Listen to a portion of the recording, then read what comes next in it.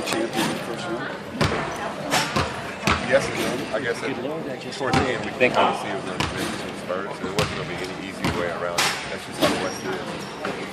What better team to start with than the champions? You're going to win it. Knock him off and then move on. Yeah, there's the chances that somebody knocks him off. Like you said, nobody was going to get to the finals without going through the Spurs. All roads lead. But isn't there still a sour taste from what happened in the last playoffs from the last year? I would forget. Yeah. But yeah, I'm sure every team, they left the sour taste in a lot of people now. Miami lost it, sorry about that. So, they've been the standard for a long time. For 15 years, they've just been dunking.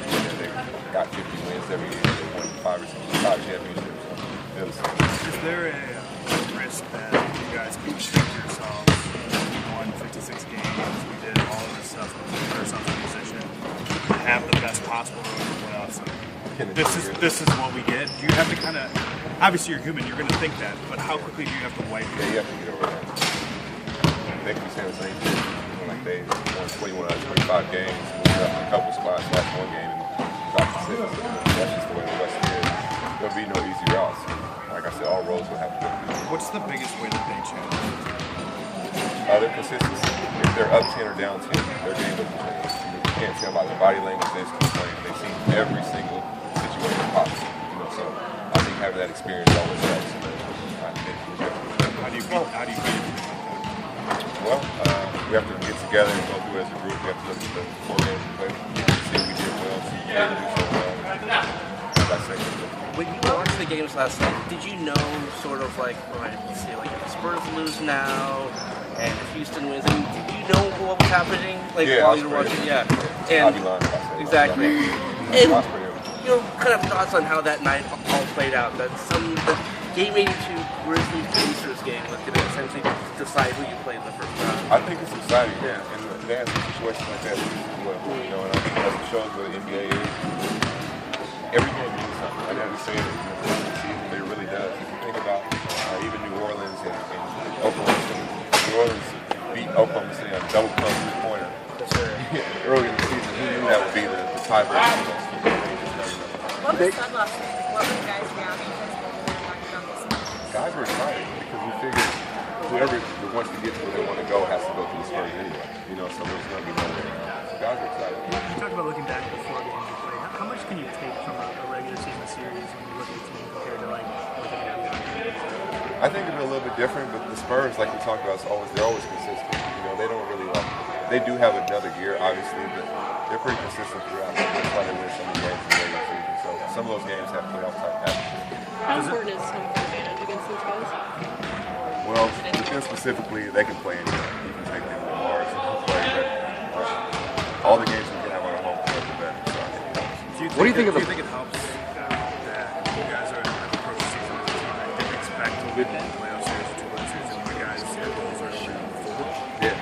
You know what I mean? Is that how you're able to kind of say, well, it might as well be the first round? Yeah, I mean, like you said, you're going to have to go through this, whoever it was. So it's not disheartening. Obviously, it's like, wow, obviously, it's a tough matchup for both sides. But that's what makes it fun. That's what makes it exciting. What do you think of the parity in the?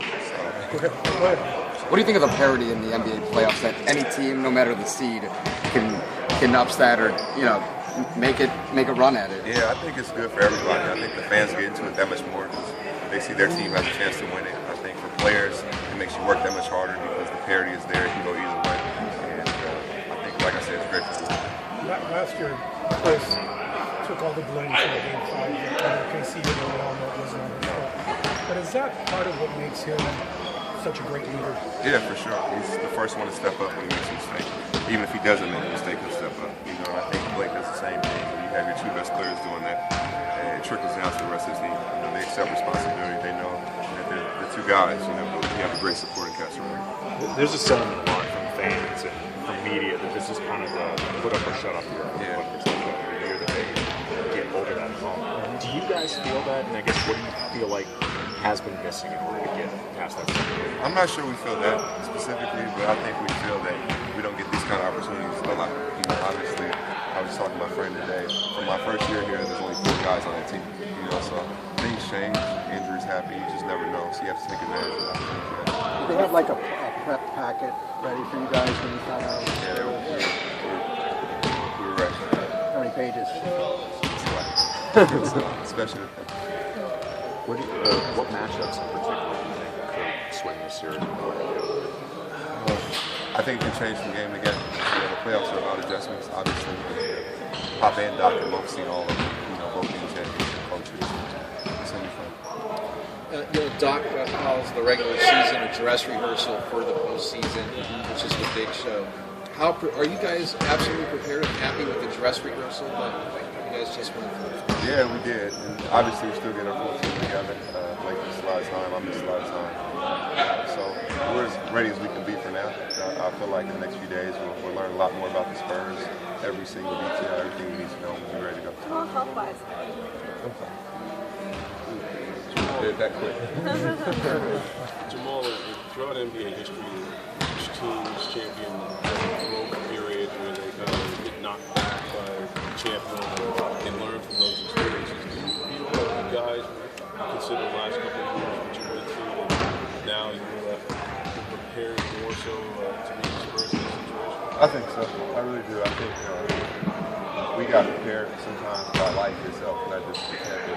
Things happen in the past. The first year I was here, we were up 2-0 on the last four straight. As soon as the teams that done that were very slim, so that happened. That worked against us. And last year, obviously, all the stuff happened. So different things have come our way, and I feel like we found ways to bounce back. Hopefully, those experiences can help. Do you think the stuff that you guys went through last year, Sterling, the playoffs, and stuff, mentally,